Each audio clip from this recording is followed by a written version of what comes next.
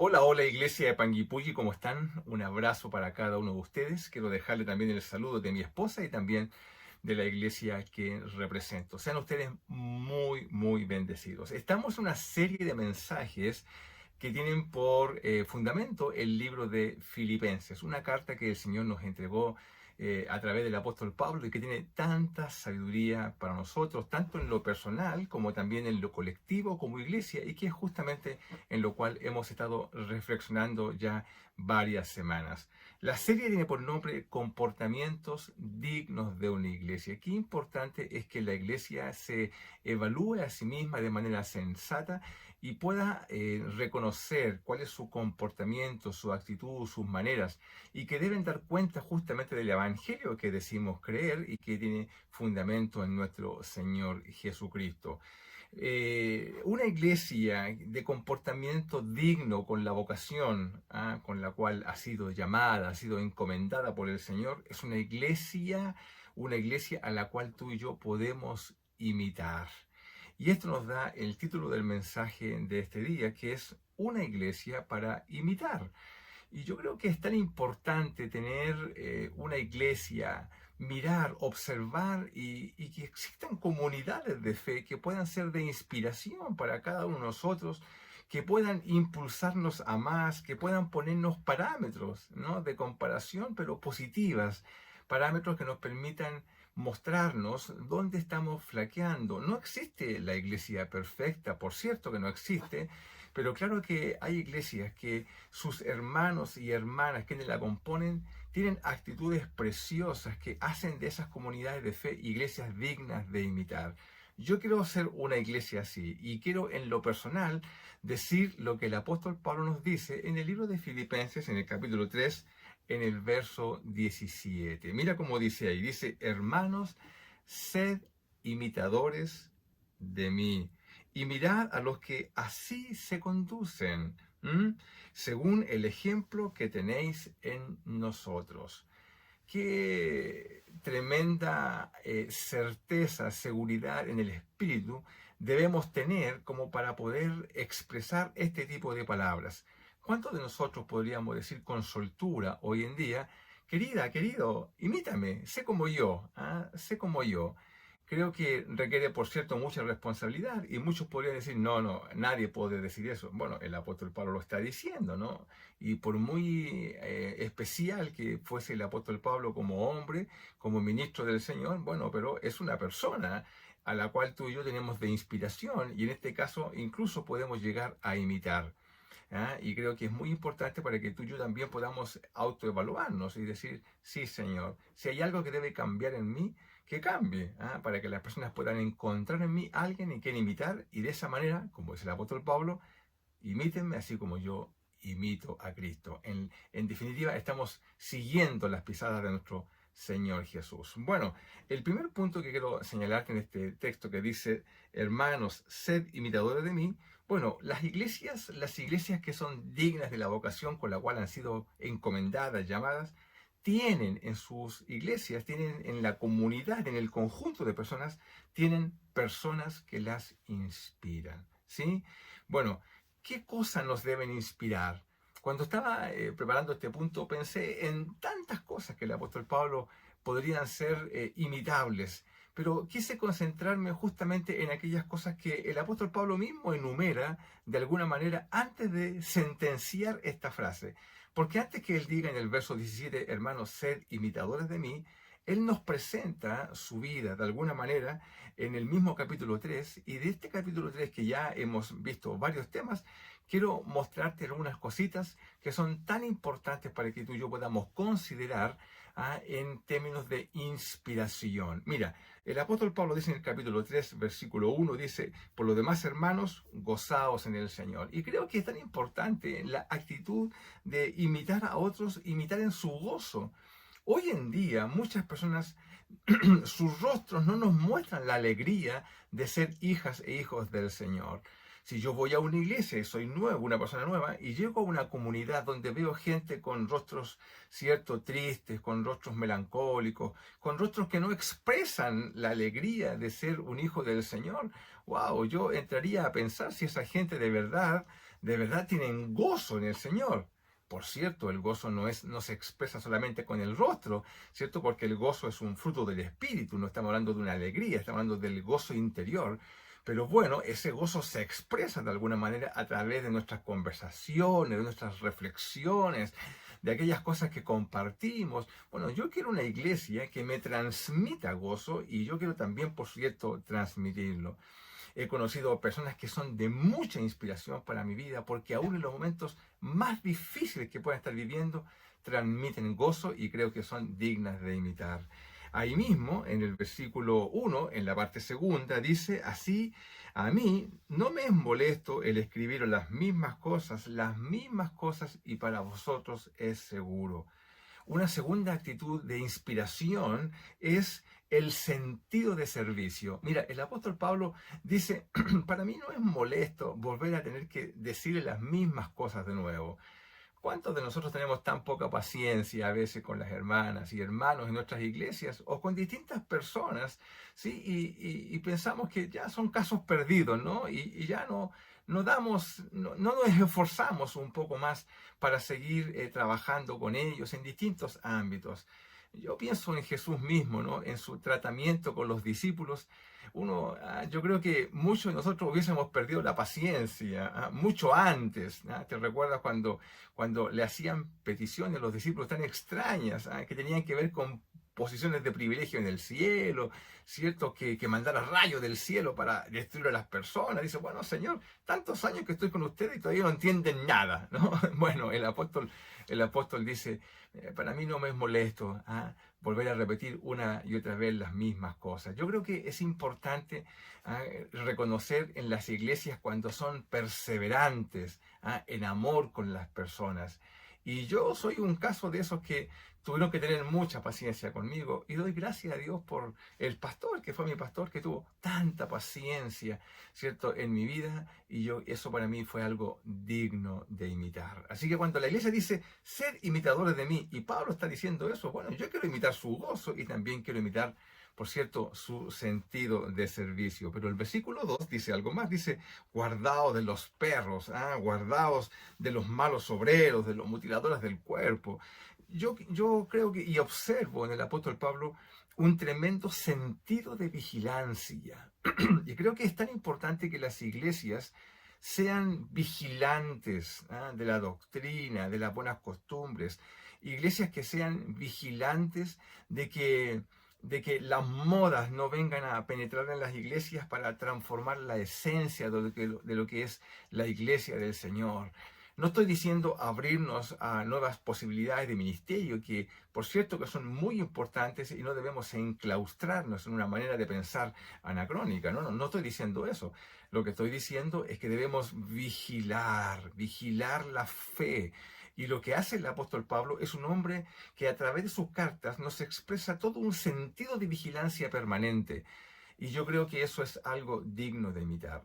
Las iglesias que crecen, las iglesias que son robustas, que tienen fundamento firme, son iglesias que vigilan sus enseñanzas, vigilan su fe, su doctrina. Van a la palabra del Señor. Ahí está el fundamento y la regla de todo lo que realizan. No es la moda, no es el último libro, no es el último pastor.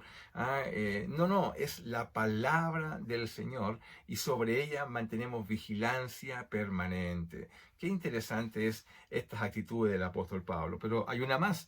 Cuando tú sigues leyendo todo el versículo, capítulo 3, desde el versículo 3 en adelante, donde él habla de su propia condición como judío, un hombre celoso de su fe, celoso de su religión, de sus tradiciones, un hombre que se consideraba a sí mismo un buen hebreo, un buen judío, celoso y orgulloso de todos sus rituales, etc. Bueno, él llega a sentenciar lo siguiente en el versículo 7. Pero cuántas cosas eran para mí ganancia, dice el apóstol Pablo, las he estimado como pérdida por amor de Cristo. En otras palabras, para mí es de mucha inspiración el sentido de renuncia, la renuncia del apóstol Pablo.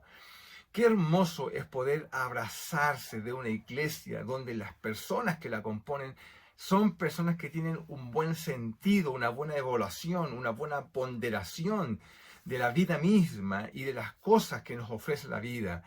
El apóstol Pablo es un hombre que ha renunciado a los placeres del orgullo, de la soberbia, que le da su posición, que le dio su religión, que le dio su condición académica, todos aquellos que están valorados, tan preciosamente valorados, ¿no?, por el mundo, y es catalogado y clasifica y etiqueta a las personas en razón, ¿cierto?, de sus capacidades, de sus competencias, todo aquello que tenía de sobra el apóstol Pablo. Sin embargo, él dice, todo eso, ¿cierto? Yo he renunciado a todo eso y lo tengo, aún más, lo tengo por basura. Yo quiero tomarme de gente así, gente que me inspire, no que me inspire, ¿cierto?, a competir en un mundo, en los códigos del mundo, sino que una persona que al verla, al observar su vida, al observar cuáles han sido sus definiciones en la vida, me transmiten qué cosa, que no han puesto los ojos en las cosas terrenales, sino que han puesto sus ojos en las cosas celestiales y han dado pasos importantes de fe. Conozco personas que han dejado cosas que el mundo valora tremendamente y son de inspiración para mi propia vida, ¿cierto? En humildad puedo decir que también he tenido que renunciar a cosas que en algún momento me trajeron tanto valor, tanta significancia dentro de lo que significan los códigos profesionales del mundo. Pero seguir a Cristo es maravilloso, amada, amado. Seguirlo es tenerlo todo. Cuando tenemos a Cristo lo tenemos todo. Estamos completos. Tenemos plenitud de vida en Él. Y eso no lo logramos jamás con todo lo que el mundo ofrece. Por eso que es importante considerar y recibir la inspiración de personas, ¿cierto?, que tienen un sentido de renuncia por causa del reino de Dios. Yo me quiero tomar de ellos. Amén. Bueno. Mira cómo dice el versículo 8, dice, y ciertamente aún estimo todas las cosas como pérdida por la excelencia del conocimiento de Cristo Jesús, mi Señor. Por amor, dice, por amor del cual lo he perdido todo y lo tengo por basura, como te señalaba. ¿Para qué? Para ganar a Cristo. Es decir, es un hombre que tiene una perspectiva del servicio de la vida, una perspectiva, mira la vida en perspectiva. Creo que es importante reconocer en las iglesias a aquellas personas que no se enredan en las cosas puntuales de la vida, no están enredados en aspectos de servicio que son puntuales, tienen una mirada de perspectiva, una perspectiva una mirada completa. Y creo que es tan importante porque nos transmiten sabiduría. Ese tipo de personas transmiten sabiduría a la iglesia. A mí me gusta buscar consejo en personas así. Personas que pueden mirar desde una perspectiva mayor y me hacen observar y evaluar y ponderar los elementos de mi propia vida y me impulsan a tomar definiciones que tienen que ver con una mirada completa, donde yo puedo ver mi vida anterior, mi vida presente y mi perspectiva futura desde una perspectiva, ¿cierto?, panorámica de la vida. Yo creo que esto es muy importante y creo que a las iglesias le hace muy bien contar con personas así. ¿Sabes por qué? Porque son imitables. Yo quiero imitar la sabiduría de personas que miran panorámicamente la vida, ¿cierto? Y tienen una lectura completa. Es como cuando leemos la Biblia. Si leemos la Biblia de manera puntual, verso, ¿cierto? De un verso, de un capítulo, y perdemos el contexto en el cual está señalado, perdemos la perspectiva, perdemos la panorámica. El propio Señor Jesús, ¿no?, cuando trataba con sus discípulos, ellos veían lo puntual. Me es necesario ir a Jerusalén a morir, dice Jesús, pero la perspectiva local no nos deja ver la panorámica del plan de Dios completo. Pero Jesús tenía esa panorámica y a través de esa panorámica te permite tomar definiciones en la vida. Creo que es importante. Yo necesito personas que me ayuden a observar así, porque son inspiradoras para mi propia vida y mis definiciones. El versículo 9 dice así, dice, y ser hallado en él, no teniendo mi propia justicia, que es por la ley. ¡Wow! Qué importante es tener en la iglesia personas cuya esperanza está en la fe y no en la justicia de las obras. La semana pasada predicaba en mi iglesia un sermón en relación a toda la tradición religiosa que hemos recibido de alguna manera. Una tradición que ha venido a hacernos pensar de una manera particular, aun cuando tú y yo hemos abrazado la fe en Cristo, pero hemos nacido en un contexto, en una fe popular, en una fe religiosa y de tradición que no es fácil desprenderse de ella. Aun cuando decimos ser creyentes en Cristo y abrazamos la fe y caminamos en la iglesia, yo reconozco a muchas personas que sus actitudes dan cuenta de su fe anterior. Dice, pero ¿cómo es eso? Claro, porque fueron años de formación bajo una estructura mental, bajo una lógica de fe basada en el mérito, basado en la justicia.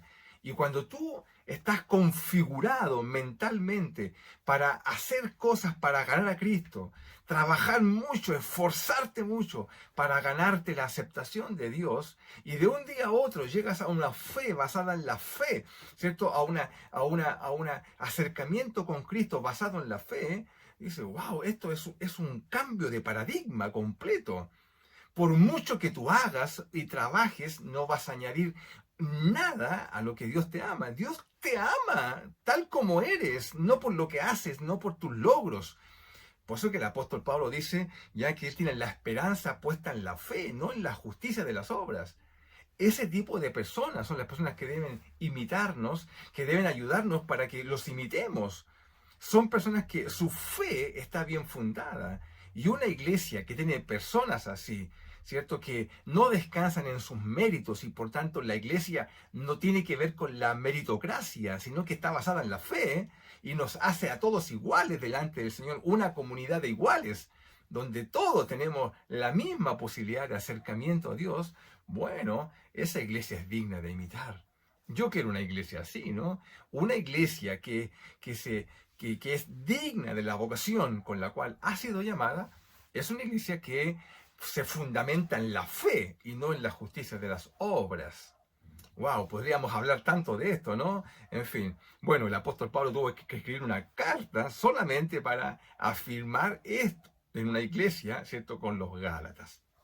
Bien, vamos al versículo 12. Mira cómo dice, no que lo haya alcanzado ya, ni que sea perfecto. ¿Te recuerda que hablamos sobre esto hace unas semanas? Bueno, una iglesia que es digna de la vocación con la cual ha sido llamada y que inspira, tiene personas humildes. Tan simple como eso. Qué importante es la humildad, ¿no? Qué importante es la humildad. Las iglesias, a veces nosotros hemos construido un sistema religioso basado en la creencia que somos superiores que otros. ¿Ah? Por el simple hecho denominacional, algunos se creen dentro del mundo evangélico superiores a otros. Yo he sido etiquetado por personas que sin un mínimo conocimiento teológico te clasifican en escalas valóricas simplemente por la denominación a la cual perteneces. Y al revés, aquellos que pertenecemos a alguna denominación, miramos con desdén incluso a otras hijos o hijas del Señor que producto de su fe están en otra tradición evangélica y bueno, todo esto hace tanto daño, ¿no? Causa tanta división dentro de la iglesia. Bueno, qué importante, eso por una parte, ¿no? En la parte comparativamente con otras denominaciones, pero la misma iglesia en su seno, hay personas que tienen orgullo por las competencias que tienen, por las capacidades que realizan, ¿cierto? Por el conocimiento teológico que cuentan, por los estudios que tienen, bueno, etcétera, por el pasado glorioso, por el apellido, tantas cosas, ¿no? La Biblia nos muestra qué importante es la humildad. Tenemos el ejemplo supremo en Jesús. Y el apóstol es un hombre humilde. Él dice, yo no pretendo haberlo alcanzado todo, aún con todos los pergaminos, ¿cierto? Que él nos podría mostrar.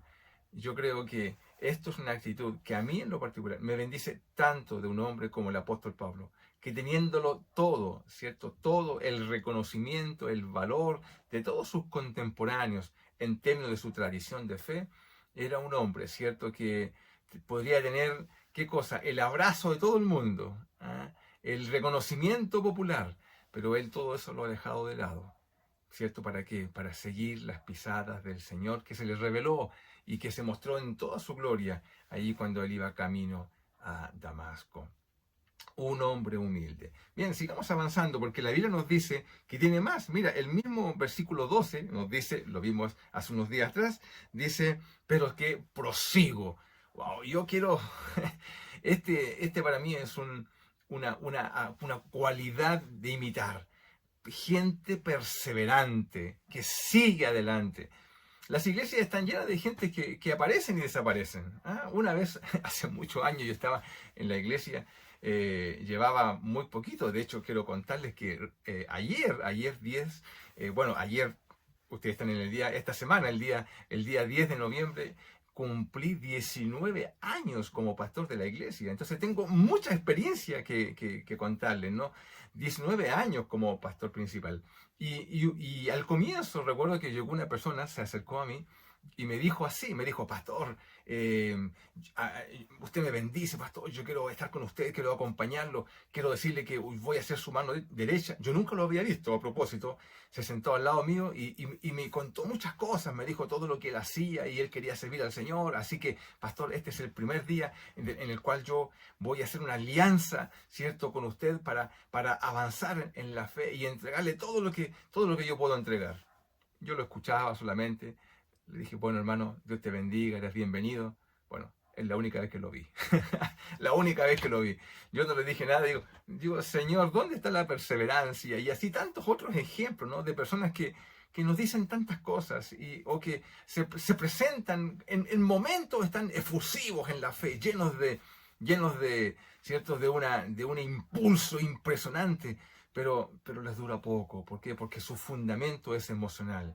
No tienen fundamento en qué cosa, fundamento, ¿cierto?, en la roca que es Cristo. Si estamos fundados en la roca, van a venir vientos huracanados, van a soplar sobre nuestras vidas, pero si nuestra fe está fundada en la roca, perseveraremos, ¿cierto? Como el apóstol Pablo. ¿Cuántas historias tú puedes leer de él golpeado? Bueno, fue violentado en la cárcel, hambre, desnudez, espada, peligro, etcétera. Tanto, pero perseveró. ¿Por qué? Porque sabía en quién había creído y tenía fundamento firme. Yo quiero seguir a alguien así. Me inspiran esas personas, amén. Y la iglesia debe tener personas así porque son en el conjunto inspiradoras. Mira cómo dice el versículo 14. Dice, prosigo a la meta, al premio del supremo llamamiento de Dios en Cristo Jesús. Me bendicen las personas que tienen claro hacia dónde van, que tienen certeza del objetivo que deben de seguir. No navegan en aguas confusas, no son de doble ánimo, no que un día siguen aquí, un día siguen allá. Saben en quién han creído, tienen foco en Jesús. Como Cristo cuando estaba en la cruz, la Biblia dice ahí en hebreo, dice que Él tenía sus ojos puestos en la esperanza, estaba colgado en la cruz, pero tenía sus ojos puestos en la meta, en el supremo llamamiento al cual había sido convocado. Y cuando tú y yo tenemos foco, sabemos hacia dónde vamos, conocemos la meta, el objetivo al cual debemos avanzar, nuestras vidas se alinean en ese propósito maravilloso. Y te animo justamente a tomar estas enseñanzas, porque son imitables. Yo me bendicen tanto. Conozco un par de pastores amigos que tienen metas claras y me transmiten certeza. Y cuánto ayuda en la vida, en todo sentido, ¿no? Tener metas claras. Bueno, mira cómo dice el versículo 16. Dice, pero en aquello a que hemos llegado, sigamos una misma regla, sintamos una misma cosa. Es decir, Pablo tenía un sentido de unidad que es tan importante en una persona y en particular en la comunidad, ¿cierto? ¿De qué cosa? De la iglesia. Es el sentido de unidad. Las iglesias cuando no tienen unidad y cuando sus miembros no tienen una perspectiva vigilante de la unidad, están siempre en riesgo. Pero Pablo es un hombre que nos enseña sobre la unidad. Bueno, una iglesia, porque el verso continúa, ¿no? Dice, hermanos, sed imitadores de mí, pero además dice, y mirad a los que así se conducen, según el ejemplo que tenéis en nosotros. En otras palabras, una iglesia de esta naturaleza fija un parámetro de comparación positiva. ¿Ah? Mirad a los que así se conducen según el ejemplo que tenéis en nosotros. Es decir, una iglesia así permite una evaluación según el ejemplo. Es decir, mira como dice el Pablo, ¿no? ¿Por qué? Porque una conducta es la manera de comportarse de una persona en distintas situaciones, ¿ya? Y hay a veces que nosotros como personas tenemos distintos comportamientos y no siempre esos comportamientos dan cuenta de lo que decimos creer, ¿ya? Así que, bueno, lo que uno espera de un creyente es que tenga conducta de creyente. Y lo que uno espera de una iglesia es que tenga comportamiento de iglesia de Cristo. Y cuando así es digna de imitar. ¿Ah? Pablo dice, imítenme, lo que está pidiendo, ¿cierto? A los filipenses es que imiten sus conductas, lo que ya hemos leído, ¿no? Y por supuesto, como ya lo hemos estado diciendo, ¿no? El mismo libro de Filipenses, en el capítulo 1, verso 27, dice, solamente que os comportéis, le está diciendo a los filipenses, compórtense como es digno del Evangelio de Cristo. Para que sea que yo vaya o no vaya a ver, ustedes sean íntegros en su manera de ser. No necesitan un evaluador, o un vigilante, un auditor que esté revisando sus vidas, no. Compórtense como es digno de la vocación, del Evangelio en el cual han sido llamados. ¿Ya? Y termino diciendo lo que dice el versículo 19. Mira, dice así, a fin de los cuales, bueno, habla de personas que no son imitables, ¿no? Y dice, en la última parte dice que solo piensan en lo terrenal. Cuando tú y yo tenemos un parámetro de comparación que nos permite mirar creyentes y imitarlos, nos permiten reconocer a aquellos que solamente piensan en lo terrenal. Esto hace tanto daño a la iglesia, ¿no? Le hace tanto daño a la iglesia personas que dicen ser creyentes, abrazan la fe, pero tienen sus ojos puestos solamente en lo terrenal. No piensan en las cosas espirituales, no tienen una conducta, un comportamiento digno de una vocación celestial. No digo que estén todo el día pensando en el tercer cielo, pero sus actitudes muestran que se mueven en ámbitos de fe, en el ámbito de las posibilidades de Cristo, no en el ámbito de las posibilidades que nos da, ¿cierto?, las capacidades terrenales. Por eso que esta actitud nos permite reconocer justamente a aquellos que aman más el mundo que al Señor. Santiago dice, 4:4 dice, ¿no sabéis que la amistad del mundo es enemistad contra Dios? Cualquiera pues que quiera ser amigo del mundo, Santiago dice, se constituye en enemigo de Dios. Aquellos que tienen puesta su mirada en lo terrenal permanentemente, ¿cierto?, se alejan del Señor. Primera de Juan 2:15 dice, no améis el mundo ni las cosas que están en el mundo, porque si alguno ama al mundo, bueno, el amor del Padre no está en él. Qué importante es acercarse, tomarse de personas que nos inspiren a tener los ojos puestos en lo celestial y no en las cosas terrenales. Bendito sea el Señor. A todas estas personas, a este último ejemplo que acabo de dar, no son personas que imitar, no, son personas para evitar. Pues bien, no solo es tremendamente positivo para nuestras vidas tener a alguien a quien imitar, como lo hemos estado viendo, o conocer una iglesia que tenga actitudes de imitar, sino que nosotros mismos seamos personas para que otros imiten y que nosotros en lo colectivo, ustedes como iglesia, se constituyan en un conjunto de personas que puedan ser dignas de imitación de otras comunidades de fe. Oremos. Padre, gracias por esta palabra. Oramos, Señor, en el nombre de Jesús para que seamos conducidos, Señor, en un caminar tal que podamos ser imitables por otros, Señor, que te aman. Gracias, Señor. Oramos en el nombre de Jesús. Amén. Iglesia, que tengan un hermoso día. Bendiciones.